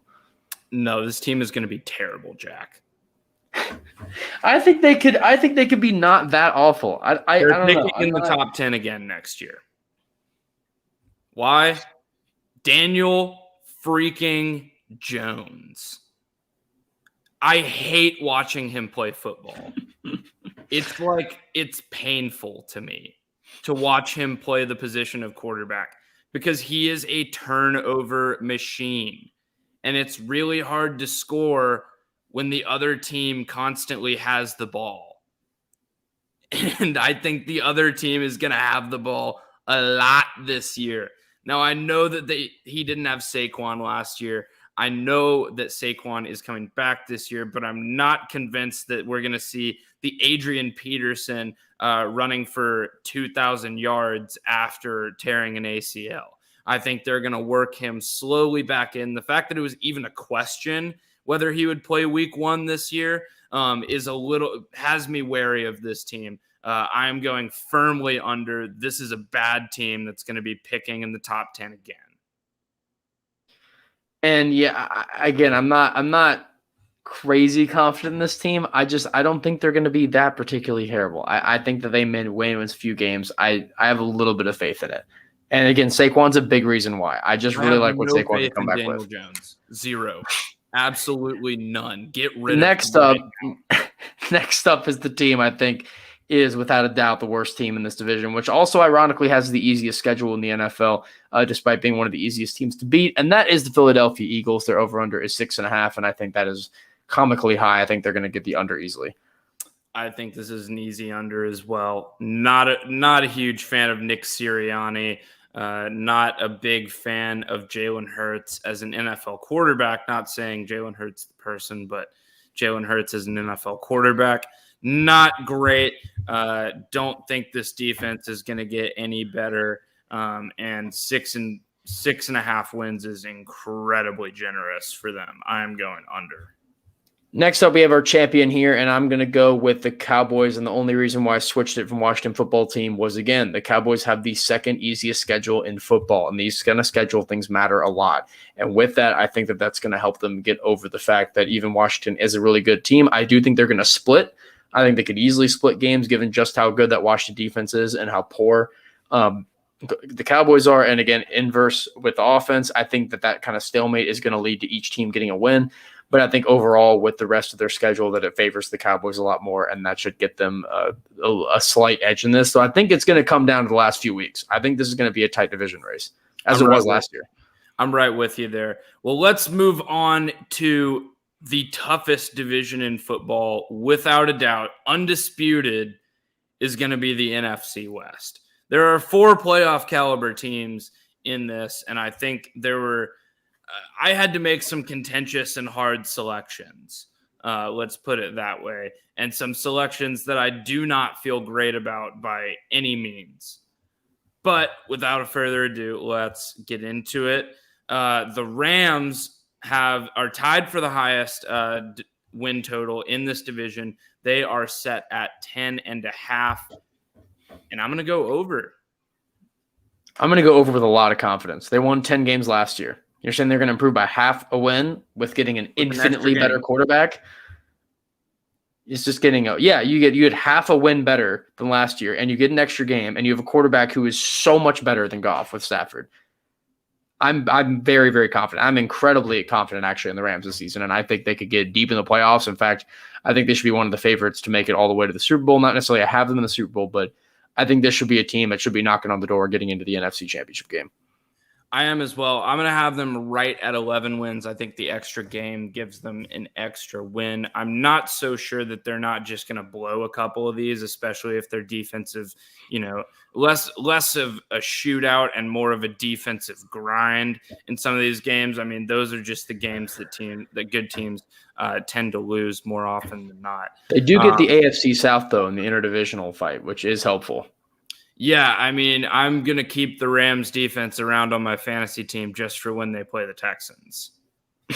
They'll get 1 billion points. The Texans defense in fantasy may finish the year with negative points. I mean, that's probably the worst thing you could do for your team in fantasy. Like, you'd rather have a guy scoring 0 points. You'd rather have a guy that doesn't play in your lineup. You'd rather not play a defense. Yeah. Just don't play a defense. Oh, man. Next up is the 49ers. They also have a 10.5 line here. Again, they're the team that went to the Super Bowl and lost to the Chiefs 2 years ago and then proceeded to get incredibly marred by injuries and not be able to do as much as they did the year before. That resulted in them having a 6-10 season, which was way below what either of us had projected, pretty obviously because they got hit hard with injuries more than maybe any other team in the league. So, again, this season, because we can't really predict injuries, I think they'll have a lot less of a problem with that. So, with that, I do have them doing pretty good. They have tied for the 19th hardest schedule in the league, which is very beneficial. They got a great line here. I'm liking what they have. I know that Jimmy G isn't exactly the best guy to have under center, but they have Trey Lance, who I'm fairly confident in, even if he doesn't work out. So, now they have the backup. Also, if he gets hurt, you still have the backup. I think there's a lot to like on a lot of this team. I like sort of the running back rotation, not for fantasy, dear God, not for fantasy, but I think as an offensive productive unit, they can get a lot done. I like the Niners in this. I think that they can get this over I think this will be the 11-win team. I think Rams could get like 13 wins. I'm going to go with the under here. And I picked the under last year on the 49ers. And, I was happy to be right about the under. I didn't think everyone on the team was going to be hurt. I wasn't happy about how it came about, but I was, pretty ecstatic to take the under on an off year last year. I'm going to take the under here, and not because I think the 49ers are going to be like a losing team or anything. I think 10.5 wins is a lot, and even with this defense, their secondary still isn't that great. So if they get locked into a shootout and Jimmy G has to take the reins, I'm not super confident about that. Now, if Trey Lance was the starter, maybe we'd be having a different conversation, but I would still probably go under just because of the nature of rookie quarterbacks. So I'm going to go under here. Next up, we have the Seattle Seahawks, and they have another 10-win over-under line on themselves. And I get that what I'm saying is starting to make not the most sense, given 3 teams very, very high on this, but and that's why I may be kind of rethinking this. I don't even know if – I already know it did happen. It happened in the – yeah, so I'm thinking that this year could be a very AFC North look, where the AFC North last year was Steelers 12 wins, Ravens 11, Browns 11. I think something like that could easily happen in the NFC West this season. Well. And that's kind of what I'm predicting here, because I think the Seahawks are going to hit that 10-win over, but again, barely hit it, because they can't really hit it way over because that's not possible mathematically. But I think that this NFC West division is going to win a lot of their outer division games within the division. That's where the fun begins. That's where we're going to be watching a lot of those games, seeing where that happens. But yeah, I think the Seahawks hit the over on this one. I do think they may end up better than the Niners. Not fully convinced yet, but I think they may end up better than them. I still have the Rams getting this division pretty soundly, but I like what the Seahawks have wrapped to offer here. I know I kind of skipped ahead with the division prediction, but I do like what the Seahawks have to bring here. I think they'll be a lot of fun to watch. They have some tough games on the road, especially against tough defenses with at the Rams, at Washington, at the Steelers. So they have some tough games against tough defenses, but I think that this offense is built for that, and I'm excited to see what they can do. And I'm on the Seahawks over as well. I'm a little higher on the Seahawks than you are. I think their defense is going to be pretty decent this year. Shaq Griffin, they bring in Ahkello Witherspoon, who I never really liked a lot for San Francisco, but he's an upgrade over who they had last year. So, yeah, I'm on the Seahawks over this year.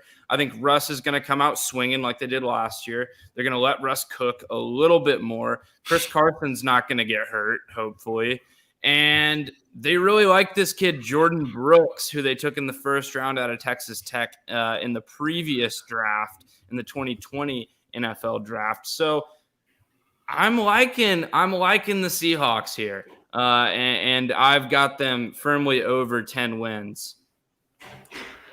And the Cardinals are our last team here, and this is a team that I don't know where to think of them, because 8.5, I like that line a lot because it makes it hard, because I really don't know where I'd really want to put this team, because I think I like them at 8, but then they were 8-8 last year, and I don't see them getting worse, but they were just, I don't know. But also 8-8 includes a complete bonkers miracle win against the Bills. That was it was a miracle win, and so you could argue, were they really 8-8 quality? Or were they 7-9 quality? We don't know. And so I don't know. This Cardinals team, I think, is a real kind of toss-up-y team. I think we have 3 incredibly good teams in the West, and then the Cardinals. And the Cardinals are not a bad team by any means. I like what's on the Cardinals.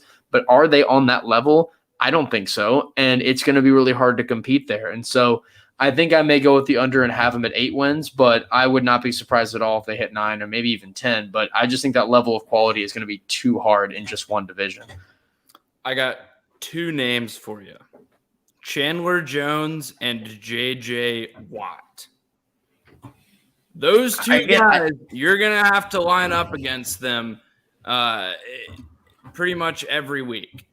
So if you're lining up against J.J. Watt and Chandler Jones, I don't like you to win either of those matchups. Now, the team matchup, it depends on the week. But just based off the fact that this defense is going to be better, hopefully Chandler Jones is not hurt, I'm going to go with the Cardinals at over 8.5 wins. Next up, and finally, we have our champion here of the West, and I am going with the Rams, and I'm confident about the Rams. I like the Rams a lot this season. I think that their defense is by far the best in this division, and I don't think it's crazy close. Again, I like what the Cardinals and Niners had. Seahawks, we know, had issues, but this defense, I think, is unstoppable within this division. I think the offense with Matthew Stafford could finally turn it around to be a big-time team. We saw how good this defense was when it got into the Super Bowl, and that was with Jared Goff still at the helm. And now you have Stafford with finally a new chance, finally made it out of Detroit and can do something. I think this team can accomplish some great things this season, and I'm high on the Rams, and I really hope that they prove me right. I'm high on the Rams as well. This was such a toss-up for me, but I'm going to go with the Seahawks just to zag. We've picked mostly it's a hard division to pick. The same players, but yeah, I'm going with the Seahawks here just to zag, just to do something different. That's very fair. Next up, we have our second to last division of the day, and it is the NFC North, which is quite the odd division. I'm very interested to talk to you about because this is a division that was a weird one last year where it was kind of like the AFC East, where it had one team really solidly at the top and then a couple of teams that were like okay-ish, and then the Lions. And so that's where it's like, where is it going to kind of, the Lions, and of course the comparison to the Jets. And it's a weird division because you start with the Packers, a team that had MVP Aaron Rodgers last season, who, of course, we love to watch. 509 points for this team was a very, very impressive amount. It was actually by far the most out of anyone in the NFC total. No one even got close to 500. Only one that got – actually, it's not true. The Buccaneers did get close. Saints are behind them. But still, the Packers scored, almost 30 more points than the Buccaneers did in second place. So this Packers offense was absolutely unstoppable in the NFC list last season. Defense was excellent as well, being the best defense, at least points-wise, in the NFC North. This team is still going to be heavily favored. 10 wins, I still think, is solid for them. 13-3 last year, that's tough to replicate that. But, again, you get the extra game. And I think with the extra game, too, this Packers team should not have a ton of trouble getting over 10. I'm going to buy into a really dumb narrative this year, but we saw earlier in the offseason, right before training camp, where Aaron Rodgers and Devontae Adams posted the pictures of MJ and Scotty in the Last Dance in the 98 finals. And I'm so bought in for the Packers this year. They're bringing back pretty much the exact same team. They've improved the secondary a little bit, the secondary that was already really talented. Darnell Savage, Adrian Amos, and, of course, Jair Alexander, who I picked on GTD as my defensive player of the year. This is going to be a really good team, and having their win total at 10 wins is, quite frankly, disrespectful. Having the win total at 10 wins, I think Vegas is kind of banking on Aaron Rodgers not really being all there. A lot of dysfunction within the organization, but all of Aaron Rodgers' teammates have said, look, his beef is not with us. His beef is with the front office. And you can criticize the way he handled it, but he's still coming in and doing his job for his teammates every single day. I think this is disrespectful. I'm so far over. And then, again, totally on the same page on that one. Next up, we have the Vikings. Over-under is at 9 games here, and I am actually pretty confident with the Vikings in this season. They won 7 games last year, and I think that they're going to get better here. I know the Kirk Cousins thing is a whole – I know with Kirk Cousins, but I like what this Vikings team can do. And considering that the difficulty of schedule, everyone in this division does have a very hard strength of schedule. I get that. But I just think this could be a really exciting team to watch this year. I've liked what the Vikings have done. I think with a healthy team, they'll look very good. But I don't know. I feel pretty confidently about the Vikings this season. I'm so out on the Minnesota Vikings. I could not disagree with you more here. This has been a middling average team for the last year. Well, last year they were middling average. The year before they made the playoffs, but they still haven't really done anything if they do make the playoffs. I know they get Danielle Hunter back. That's going to be a big, big help. But they still get Christian Darris on the line. Christian Darris on the line is a big addition. Many questions in their secondary. Jeff Gladney is not going to be there. He's off the team now. They had to draft more cornerbacks this offseason. I'm just so not sold on this Vikings defense, even with some of the talent that they do have. Kirk Cousins. We talked about Patrick Mahomes and Lamar Jackson fatigue. I have Kirk Cousins fatigue. He's been so average for so long. I'm not a believer this year in the Vikings. I'm going under. I think this could be a potential top 10 defense, and I love what Dalvin Cook could do. That's the only thing, is if Dalvin Cook remains healthy, if they have a top 10 defense like they could have a really incredible defense. I think with those two things, this team could end up getting around that. And I might even look at the even more than the over, which actually I'll even change it to that. I think they may hit 9, but I don't know. I think that they can improve a little bit with those guys back. They had a lot of huge players out with injury last year. And even with that, still end up finishing with 7 wins. So that's why I think that with that, a healthier team, they could end up doing a little better. Next up, we have the Chicago Bears, a team that if you like to watch football, you don't really want to watch this team this year, because the Bears are a team that will make you hurt, because their opening game is against the Rams, and that could be bad. The Bears are a team that I am avoiding like the plague, not to play on a very topical term, but I am not entirely confident with doing anything with the Bears this season. This offense has been terrible for a while. I know the defense has been solid, but let's be honest, there are a lot of teams doing better on defense, and they have the 3rd hardest schedule in the league, and I don't think they have the team built for it like the Packers do. That's right behind them at 4th hardest. So, are you really confident in the Bears at the Browns, Bears at the Buccaneers, hosting the 49ers? I mean, I'm not. I'm not either. I think this team is going to be bad, not because they're a bad roster, but because they're choosing. And let me really, really emphasize the word choosing to start Andy Dalton. They are Go Frogs, but God, to start Andy Dalton. This offensive line looked terrible, terrible, terrible all preseason. They're not going to be able to protect Andy Dalton. They're not going to be able to run the ball. They're going to have no offense to speak of. They're going to be completely leaning on their defense. And if Andy Dalton is your quarterback in 2021, you are not winning 8 games. Sorry. Yeah, this could be rough. I have them going there too. And lastly, we have the Detroit Lions. Oh, the Lions. They are a team that is usually sad, and they will continue to do that this season. They are tied for the 6th hardest schedule in the league. And with that difficult of a schedule, I am not confident that they're going to win 5 games or more, even if you have an additional team or even additional. So I get that they have a 5-11 was their schedule last year, but they also went 1-7 at home. 1-7 at home. And I don't know how much that they're adding to make this team a really, really good team, because even you start out with 49ers at the Packers, Ravens, that's a hard stretch. I'm just not super confident in this Lions team. I don't think they're going to beat a lot of teams this season. Well, this is by far my boldest over. And you're right. The roster is I don't buy it. The roster is a dumpster fire. But every season, there is one team that no one expects to do anything that ends up coming out and winning like 5 or 6 games when everyone expected them to win 2. I think this year it's the Detroit Lions, because I really think as much hand-holding as Sean McVay did for Jared Goff, I really do think Goff is going to get this team to 5 wins. I do. I think 5 I just don't trust him. I think 5 wins is a very low bar for a guy that's been in a Super Bowl. And I'm also to be fair, he was carried, very heavily carried to the Super Bowl, to be fair. And I agree.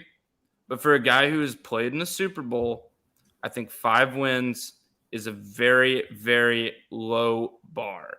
And I mean, it's a high bar for the Lions at this point. That's true. But it's next up, a low bar. Or not next up, sorry. Not next up, sorry. I meant champion. Champion is next. I think this one's pretty cut and dry, and I got the Packers. Packers, easy. Yeah, no question here. Next up, our final division, which I also don't think will be a super difficult pick for our champion. And that one is the NFC South. My division, baby. Finally saving the best for last. And by best, I just mean my favorite, not best in quality, very obviously. And we start off with a team that is actually very good in quality, and that's the Tampa Bay Buccaneers, your Super Bowl defending champions. As much as it hurts my soul to say that out loud, they earned it as much as you can. And the Bucs looked pretty good last year, not just in the postseason, obviously, but over the regular season. Now, they did not win the division last season. The Saints ended up winning it from them, which I think that is definitely going to change. But it's also the NFC South, a division that has fallen apart to a very strong degree of what it was a few years ago when the NFC South was actually really good. That is not the case anymore, and the Buccaneers are going to be the very clear best team in this division. I think 12 wins is over-under. I think they're going to go over on that. I think the Buccaneers look very good with what they have this season. I think they're in a great position to do well, and they have the 29th hardest schedule, 29th hardest, and they brought back everyone. There is no way this team finishes below 12 wins. I can't see it happening. If they have everybody back, the Saints aren't good now, and that was their number one roadblock was the Saints. Now they fell off. The Buccaneers are in a very prime position to go after maybe even the number one seed in the NFC simply because they don't have to deal with the NFC West. Those teams may be also just as good at quality, but they have to play all of each other twice. The Bucs avoid a lot of that, and so for that reason, and even looking at the Bucs schedule overall, they do have to play a few hard teams in here. They do have to play the Bills. They do have to face off against where else here? Washington on the road will be tough. And then the Rams and the Cowboys tonight. But that's about it. Pretty much every other game on there looks pretty much they're the better team. And there's only about maybe 4 games, 5 games that I could really see them losing. But even then, it's a toss-up game or maybe the Bucs are better. So I think the Bucs will be very solid this season. I'm going barely under. And this is, again, just kind of a principal pick. I think they are going to get every single team's best shot every single week. And that's not to say that every team doesn't try against every other team. We know the NFL is all about winning, and these guys try their hardest every single game.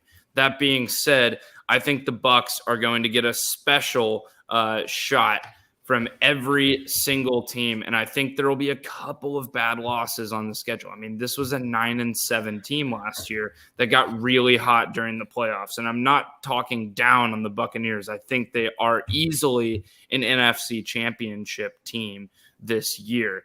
But during the regular season, where we don't know what the injuries are going to hold yet, this was a 9-7 team last year, and we don't I love Tom Brady in the playoffs. He makes all the right decisions in the playoffs, but as a regular season quarterback, there are some limitations to what Tom Brady can do at 43 years old. So I'm going to go under just based off of all of those things. I'm not going under confidently, but I am going under. And after that, we have a team that I am so excited to talk about, and that is the New Orleans Saints. And the reason why I'm excited to talk about them is because I can finally not talk 100% positively about them, because it's been like that the last few years, sadly. And now we get to say negative things about the Saints, and that is because Drew Brees is finally gone, and the Saints are going to be regressing finally. Their roster, they had a lot of guys fall out of what they had. Again, Brees was the number one name on that, but a lot of their defense was changed around. This is a team that is going to take a step back, and I'm very excited to hear that. And the over-under is 9, and they are not going to get that. And again, this is a bad division, and 9 is still being 3 games worse, and I'm still pretty confident in that. Every single team in the NFC South is part of, at least if I'm seeing this right, out of the bottom 5 or 6, in terms of easiest schedule, the Saints are the one team that's not on that list. The Saints are all the way up at the 22nd hardest when most of the division is around 7 or 6 spots lower. So that's the biggest thing here is they have by far the hardest schedule within the division. That's already a weak division. I just don't really love what the Saints team has to bring to the table. Playing the Packers is hard, at the Seahawks, at the Washington football team. There's no way they lose to the Bucs, at the Saints, Bills. A lot of really tough games here, and that's not even counting the Cowboys game, which is going to be tough. So I think the Saints are going to fall off a little bit, which I am praying is an accurate take, but I think this is the year we finally see the Saints miss the playoffs. I think so too. Look, Drew Brees, I've heard the point and the claim that Drew Brees was actually a liability for the Saints the past couple of years, which is not wrong. But what does Drew Brees do? He spreads the ball out, and he takes care of the rock. Well, you want to talk about liabilities. Who are you bringing in? Bingo. My next point. Jameis Winston, Mr. 30 for 30 himself. you're just getting a liability in the completely different way, whereas Drew Brees wouldn't push the ball downfield and was not super aggressive the last few years. He was kind of check down Charlie. Jameis Winston is going to push the ball down the field. Not to mention that you don't get Mike Thomas till at least like week 10 or 11 probably. This is not going to be a great team. I do like the defense, but the offense is not going to be enough. I mean, unless Kamara goes for like 2,000 yards and 500 to 700 receiving yards and a whole lot of touchdowns, I don't like this team at all. I'm going under here too. Oh, I'm actually going to save my team for last because they both have the same over-under anyway. But I'm going to go with we're going to start off with the Panthers here as our last couple of teams we have to talk about. And the Panthers are kind of a funny team. They have 7.5 is their line, and they have a schedule that's a pretty difficult one. Pretty difficult within the context of the NFC South. It's the second hardest in the division at 26, which is still obviously not that difficult. And overall, it's Sam Darnold's team. And am I really going to be extremely confident in Sam Darnold's team, even though he is out of the Jets, and I will give him that? And will they be better than 2 wins? Yes. But are they going to hit 8, 9 wins? I don't think so. That's a little bit of a stretch for me. They have to play the Buccaneers and the Bills on the road. Actually, oh, wow. The last 4 games of the Panthers schedule is at the Bills, Buccaneers, at the Saints, at the Bucks. So you can write those 4 games off goodbye. But it's that is a really tough schedule for what the Panthers have down the stretch, at least. Of course, the first half would then be easier to compensate. But I just don't know what there is to love about this team. It's Sam Darnold, Robbie Anderson, and the gang. I get that Christian McCaffrey is coming back, but the defense isn't doing you a ton of favors. And, yeah, I like C-Mac coming back. I think the team will be a little better because of that. But they're not going to beat the Bucs. They're not going to be some kind of huge, great team. I'm just not super confident. I think this is going to be a very frisky, 7-win team. I think 7.5 is perfect. I'm going barely under. I'm not as down on Darnold as you were because I'm thinking 6.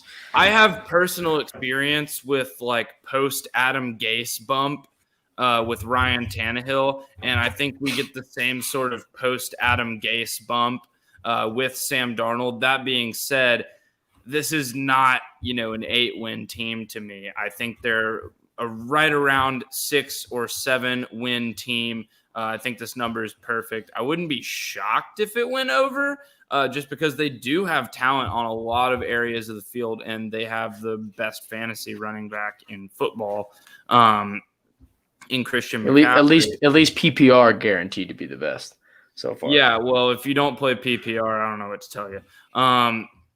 I am a PPR elitist, if you will. So I'm okay with either. I'm going under, but it wouldn't shock me if this went over. And finally, we get to my team, the Atlanta Falcons, a team that I think is going to be one of the more interesting ones to look at over last season into this one, simply because they were absolutely terrible last year. And so much of that was due to all of the outside problems. It was Dan Quinn being Dan Quinn and then getting fired midseason and having to work with that, which was Dan Quinn's. You can credit at least 4 of our losses to just Dan Quinn moments. Just Dan moment was just like Cowboys game, Dan moment, Bears game, Dan moment.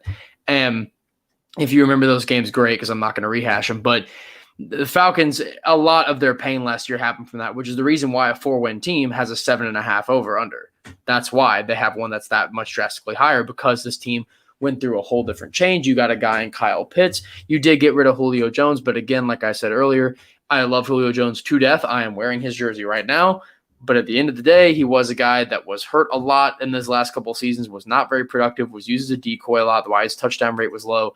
It wasn't like he was the end-all, be-all of our team, at least in these last few years. Obviously, over his career, helped change the Falcons franchise as a whole. But at least in the last microcosm of the last couple of years, it hasn't been that guy. And then you have Kyle Pitts coming in. You have Mike Davis coming in. So thank God you don't have to deal with the whole Todd Gurley debacle anymore. We actually cleared out pretty much the entire running back room and replaced it, which is a godsend. So the running game is going to be a lot better. The offensive line has more development. Matt Ryan is still a solid quarterback. This offense will improve tenfold. And the defense, the pass defense was still horrible. The pass defense was one of, if not the worst in all football. They were terrible along the lines of Tennessee and Seattle. So this team still has a lot of work to do. I'd be pretty shocked they had a winning record, but will the Falcons hit the over on 7.5? Yes, they will. And I'm still pretty confident in that. They have the 30th hardest schedule. And guess what team got added in their 17th game? The Jaguars. So of all teams to benefit, we were one of the best ones to benefit. So there are a lot of things to like what this team can have. We also have the luxury of playing the Lions. Again, the Saints and Panthers twice as helpful. Jags, as I mentioned, there are some tougher games in there, but we also get the Jets and the Giants. So the schedule, there's a reason why we're number 30. We also open up with the Eagles at home this weekend, which, thank goodness, please win this game. Dear God, win this game. So Arthur Smith, I think, could be a really great coach for us. I love that hire. I think he's going to be fantastic. We're going to implement tight end stuff a lot more. And given how much I really liked Hayden Hurst last year at that position and now adding in Kyle Pitts, I think that really is going to work a lot. This offense, as I said, is a ton to work with. We finally have a coach that's more offensively minded because the defensive ones tended to not work out as much. Thank you, Dan. So I'm fairly high on what the Falcons can accomplish this year. I was remembering last year when I was very adamant the Falcons not finishing worse in the division, but that was also me, A, underestimating how bad Dan Quinn is, and B, underestimating us getting hurt by a lot of our injuries. But that's at least what I got there. I like what the Falcons have. I'm on the Falcons over as well for all the reasons that you just said, but mainly because I trust Arthur Smith. And I will always trust Arthur Smith until he proves me wrong. I really like what I think Arthur Smith is going to do with this Falcons offense. The running back position, obviously a little thin, but I don't think Mike Davis is a bad option whatsoever. I think he can be a fine 3-down back. He showed that in Carolina last year. And this is a team that's going to air the ball out. You're not going to see the same offense that you saw in Tennessee where it's going to be run first, Derrick Henry, pound the rock all the time. It's going to be a pass-first offense. They're going to give Matt Ryan free reign to make plays in this offense, and I do like the Falcons over. I've got them at 8 or 9 wins. And one last thing to note before we get on to our risers, fallers, should be just a very quick section of getting those teams down because you've already kind of recapped it. Just like what we did with college football for week 1 and what we'll do with college football week 2 until we get our second podcast date solidified, we are going to go ahead and tweet those out. We usually have those in the video. If you all remember from tuning in last year, those usually were in the video. That's not going to be the case for this simply because of a time thing, because that would take way too much time. But we're just going to tweet those out and get those out just because they're on the record. Including the pick for our Cowboys and Bucks game, which I need to do more stuff on to pick that. So we'll pick that in a few hours. But watch out for that on our Twitter page, GTD Sports. We'll, of course, retweet that. So go ahead and give that a follow, and we'll have that on a little bit later. But now we move on to risers and fallers. And right here is where we get sort of our interesting team takes. Again, a lot of these have been already done, so we'll get through this quickly. But my 3 teams, risers, Rams, Dolphins, Chargers. I think these teams can take a step up. I think the Rams are kind of your most obvious team on here taking a step up. Chargers, I like a lot what they can do. And then again, the Dolphins. I think they can get a couple more wins. I like what they can produce here. I think they could be a better team. And I am on the Cowboys, Broncos, and Patriots. It's going to be hard for the Cowboys to be as bad as they were last year with Dak Prescott coming back, assuming they stay healthy. The Broncos, we talked about earlier. I like their defense a lot. I like Vic Fangio, and I like what Teddy Bridgewater can do with the weapons on offense. And the New England Patriots, also, I don't think can be as bad as they were last year with all the talent on this team, unless Mac Jones is just absolutely horrendous. But Jack, who do you have as your biggest followers this year? I think these 3 are pretty clear and obvious 3. I see yours as well that I think are also great choices. But Saints, Bears, and Colts. Saints simply from being division champions and nearing deep in the playoffs. That's just not going to happen. And then the Bears just being a Bears moment. And then Colts for, again, obvious reasons within the South are going to drop a little bit. Of course, they weren't division champs last year, but I don't think they're going to be as close to the playoffs as they were. I'm right with you on, I'm right with you on all of those, but I have the Steelers. See my quote from earlier, rotting. It's a good one. Yeah, that's a good one. The Colts, because I just don't believe in Carson Wentz whatsoever, and he's going to be playing banged up to start the season. and the Giants because Daniel Jones is garbage. Yep, that's about right. I think those will end up being pretty decent. I'm not 100% on the Giants take, but we'll see. And lastly, we have our most fun prediction that I think I don't know if we actually know we both got the Chiefs correct last season on our predictions. We both got the NFC teams wrong. I think you had the Saints and I had the Seahawks. It ended up being obviously the Buccaneers. So This season, who will it be? We both have 4 different teams now, so no more getting anything the same. We'll see if any of us land on any of these correct, because you never know. But for me, I'm going to go with a bold prediction, which I know you got a bold prediction too. But on my call, I'm going to have the Cleveland Browns finally making it. I think they can do it. And then they're going to play, I think, the Buccaneers again, because I think they're going to end up in a much better spot in the playoffs. And I am so sick and tired of betting against Brady, and I give up.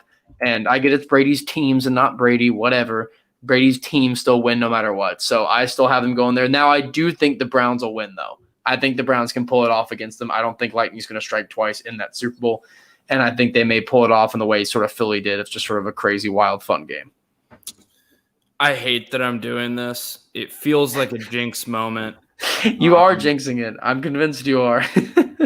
But look, here's why I don't think I'm jinxing it.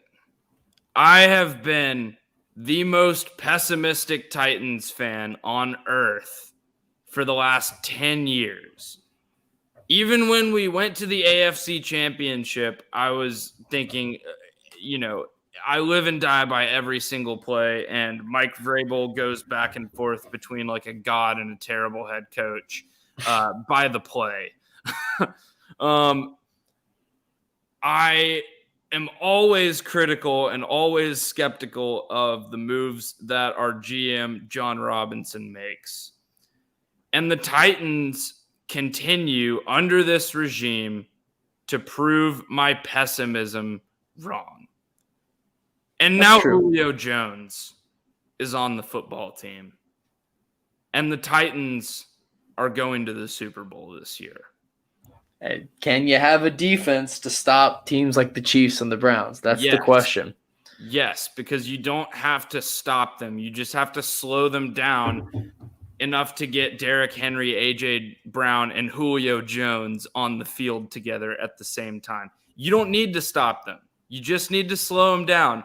I got the Titans, and then I got them playing the Packers. We talked about the Aaron Rodgers revenge tour. He went on a revenge tour just because they drafted a quarterback last year and then won MVP. They didn't trade him this offseason. He hates the front office, and I think he's going to channel all of that energy into a Packers Super Bowl run. And people forget they were a Matt LaFleur terrible call away, I believe, from making the Super Bowl last year. So, wow. Versus Packers. Okay. Totally random note. I just wanted to tell you that this is now confirmed. Totally separate note, but on the NFL, Gus Edwards has torn his ACL. Yep. At least they fear it seems that that's going to happen. I don't think it's medically 100% confirmed, but it said it's pretty much, they had to stop practice. Also, cornerback Marcus Peters may have also had the same knee injury, but they're less certain about that. But they both may be out. Ravens under, we ride. Wow, that's a humongous bummer for my fantasy team to start the show. J.K. Dobbins, Justice Hill, and Gus Edwards have all either torn their ACL or Achilles in the last 2 weeks. So I'm on my That's phone unbelievable. right now looking for Le'Veon Bell, who I believe signed with the Ravens the other day.